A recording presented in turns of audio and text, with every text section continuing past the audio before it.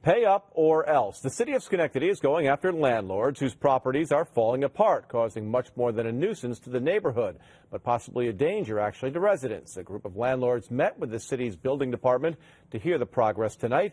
Matt Markham was at that meeting and reveals just how bad the city's code compliance problem really is. And I guess it is pretty bad, right, Matt? Yeah, and not every landlord is bad, Greg, but the city's chief building inspector says a, quote, ridiculous number of them do not register their properties, and that could mean thousands of unreported code violations. This week, one property owner was forced to pay up big time, and his bill may be the first of many more to follow. You live in a city with close proximity to neighbors, you have responsibilities. Chief Building Inspector Eric Shilling says too many landlords aren't holding to them, like the man who owned this house ordered by the court to pay $85,000 in fines for 254 code violations. Among them, garbage accumulating, leaks, holes in ceilings and floors. He was caught. The problem is others who hide behind closed doors. There was about a 20% participation in the law.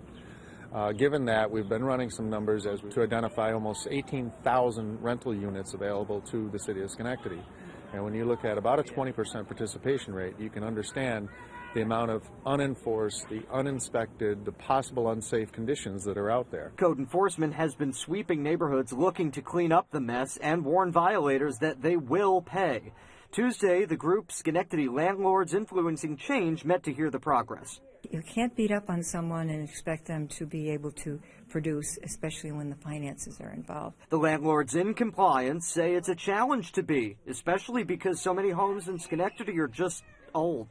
Let's work carefully with those people who have invested. This is important. And we want to bring in new investors, and people are walking away. Before homes are sold or abandoned, age is a factor for the building department as well, noting that the older a house is, the more likely that structure could put a family at risk. If you're going to make the decision to be a property owner, please understand that you're going to have work to do. You're going to have maintenance to do.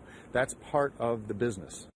Well, the city says it has been sending out mailers to try and give landlords ample opportunity to register their rentals, and even attempted to make a plea deal with the man who's going to be paying $85,000 in code violations, of course, before that fine became as high as it did.